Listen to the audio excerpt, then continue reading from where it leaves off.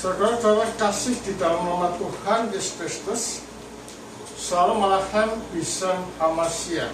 Waalaikumsalam.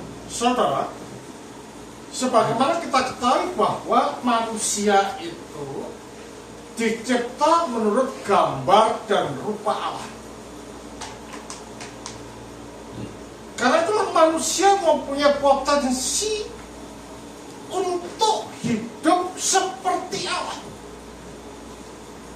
Bahkan dikatakan bahwa manusia itu adalah sebagai pemantu, perefleksi hubungan Allah di dalam dirinya sendiri. Berarti kalau demikian, manusia itu dicipta mulia. Manusia itu dicipta suci. Manusia itu dicipta tak bercacat di hadapan Allah. Kalau manusia diciptakan suci dan tak bercacat di hadapan Allah, mengapa harus ada kesusahan? Mengapa harus ada kesulitan, kesakitan, dan bahkan gila? Semua itu tidak pernah dicipta dan dirancang oleh Allah. Kesakitan, masalah, dan gila itu adalah merupakan akibat dari penggunaan kehendak bebas secara salah. Sehingga manusia itu menjadi abnormal. Sehingga manusia itu menjadi melenceng. Sehingga manusia itu jauh dari Allah. Seperti halnya gila ini yang kita lihat di dalam Matius, Lukas ini. Dia ada di kuburan. Dia tidak tinggal di rumah.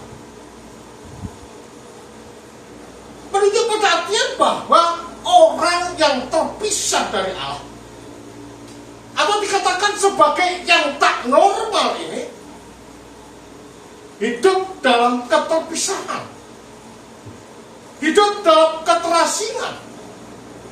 Padahal Allah itu adalah Allah yang hidup. Pisah dari Allah, maka yang didapat adalah kematian.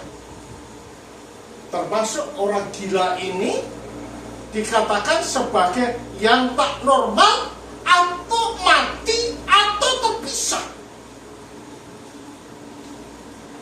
Di dalam kehidupan orang yang terpisah dari Allah, apa yang dipikirkan, apa yang dirasa, apa yang dilakukan,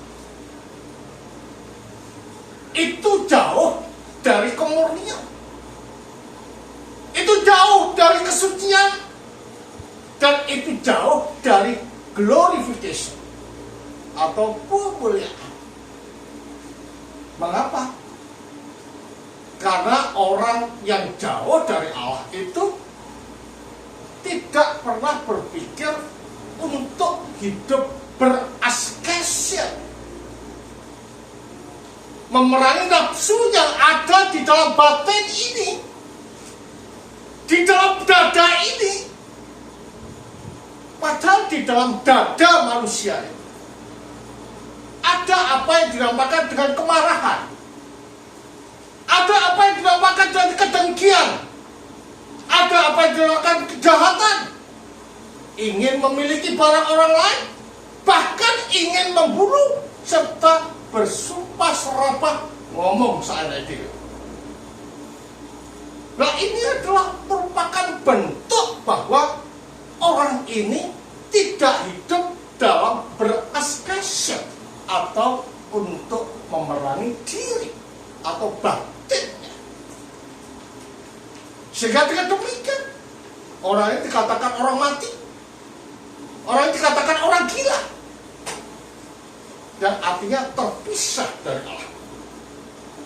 Nah, orang yang seperti ini dikatakan sebagai orang yang hidup di dalam kegelapan, life in the darkness.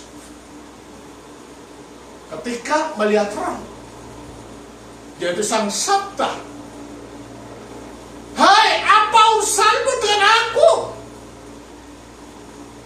Karena ini kan belum waktunya. Menunjuk pada artian bahwa setan yang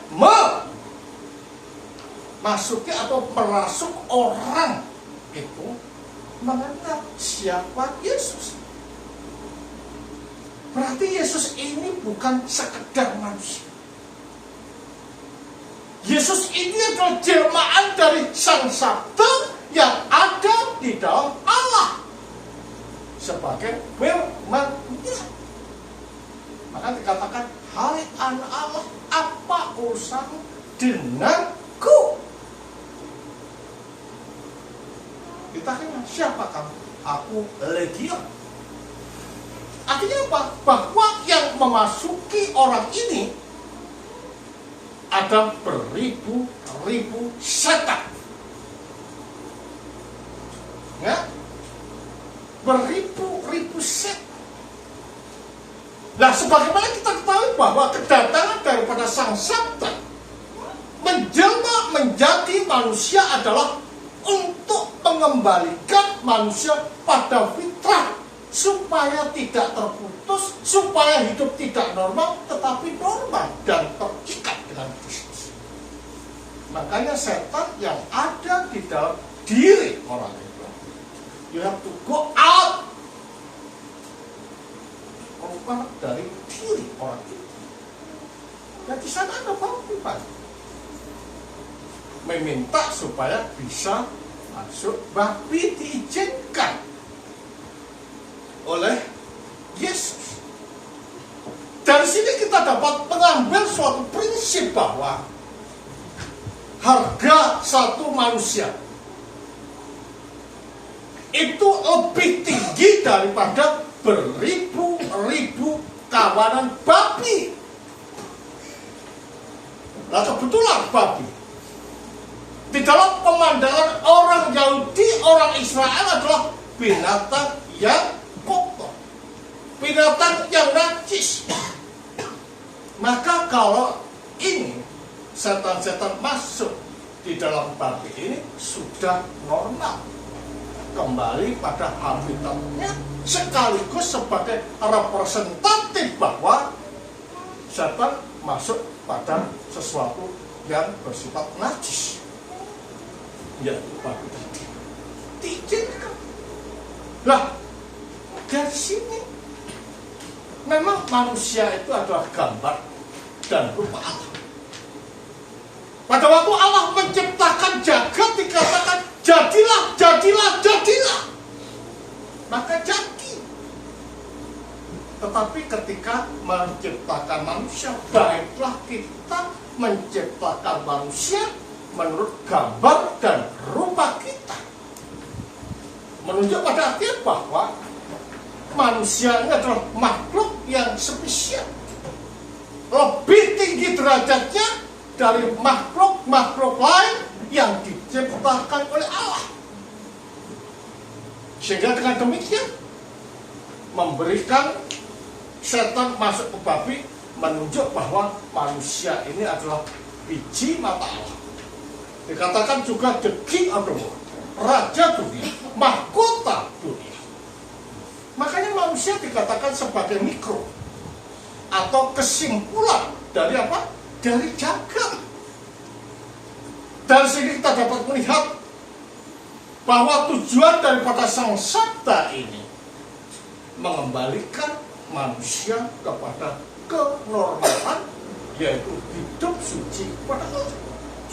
Nah, ini sesuai dengan apa yang dikatakan di dalam Efesus 2 tadi, bahwa kehidupan manusia ini atau hidup manusia ini dicipta untuk suci, untuk mulia, untuk berkenan di hadapan Allah.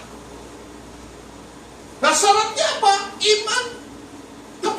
Kenapa? Kepada Allah yang benar. Siapa Allah yang benar itu? Bapa di mana sang firman, yaitu Kristus, itu berdiri sebagai firman yang tinggal dari kekal sampai kekal di dalam Allah. Iman di dalam Yesus inilah yang menjadikan manusia ini bisa kembali kepada fitrah. Tetapi untuk kembali pada fitrah itu tidaklah semudah orang membalikkan telapak tangan. Harus ada perjuangan. Baik batin kita, baik dada kita, baik pikiran kita, baik langkah kita, menghantam dan menghancurkan dosa yang ada di dalam dada kita ini. Melalui apa? Melalui roh. Karena kita percaya dengan Tuhan. Nah, dengan demikian cara kita untuk bisa kembali kepada Allah. Di samping percaya, ada orang mengatakan pokoknya percaya pasti masuk surga. Nggak ada bilang seperti ini. Not only faith. Ada yang mengatakan seperti itu. Iman itu tidak cukup. Tetapi iman itu perlu diimplementasikan di dalam hidup. Menyatu dengan Allah melalui sakramen-sakramen yang terselenggara di dalam gereja. Melalui sakramen oleh roh, maka sifat Allah itu akan menjadi sifat kita. Ya kasihnya, ya kepeduliannya, ya murninya, itu akan menjadi dan tertanam di dalam batin kita melalui roh. Sehingga dengan demikian pandangan yang mengatakan hanya iman. Iman yang bagaimana itu? Itu iman yang diciptakan oleh orang itu sendiri? Atau iman yang diajarkan oleh gereja? Ya, karena dikatakan pokoknya Alkitab ada kebenaran. Siapa yang bisa mengerti Alkitab tanpa ada kaitan dengan gereja yang mengkanonkan Alkitab? Tidak bisa bicara hanya Alkitab itu benar. Tergantung siapa yang membaca. Ada mata rantai kerasulan atau tidak. Kalau ada mata kerasulan, cara menafsir atau membaca Alkitab itu tidak pernah terlepas dengan tradisi lesan dan tulisan para bapak gereja. Nah, tradisi ini diterus sampaikan kepada jemaat sehingga meskipun para rasul itu sudah meninggal, itu bukan berarti ajaran itu dilupakan, tetapi tetap dipegang oleh pengganti para rasul, para presbiter yang ada di dalam gereja. Karena itu di dalam gereja tidak ada apa yang dinamakan dengan denominasi. Dari dulu gereja ortodoks itu tetap satu dan sama di dalam akidahnya, di dalam ibadahnya, di dalam etosnya. Nah, inilah hal-hal seperti ini yang membentuk manusia bisa kembali kepada Allah, kembali pada fitrah, karena ajarannya itu sama dengan apa yang diajarkan oleh Kristus dari dulu sampai sekarang. Jadi dengan demikian jelas bahwa sakramen dan tulisan-tulisan para bapak gereja inilah yang menuntun kita pada kebenaran, yang menuntun kita dapat mengalahkan nafsu di dalam kehidupan kita, apalagi dengan menyelidiki dan masuk di dalam kehidupan filokalia. Sehingga dengan demikian manusia itu tetap terjaga suci, murni, dan tak terjaga bapak Allah. Sebagai suatu prinsip di dalam kehidupan kita. Jangan pernah berpikir bahwa kita akan kembali kepada Allah hanya melalui iman dan Alkitab. Tetapi iman yang diimplementasi yaitu iman yang diajarkan oleh para rasul dan kitab yang dimengerti oleh gereja. Itu yang bawa kepada kesucian. Tanpa itu kita tidak akan mengerti, tetapi yang akan terjadi adalah perpecahan. Tetapi kita bersyukur bahwa Allah melalui gerejanya itu mengajarkan kita sesuatu yang benar, bagaimana berakses dan tidak terpisah dari Allah, yaitu melalui sakramen di dalam gereja. Kemuliaan bagi Sang Bapa, Sang Putra, dan Roh Kudus. Amin.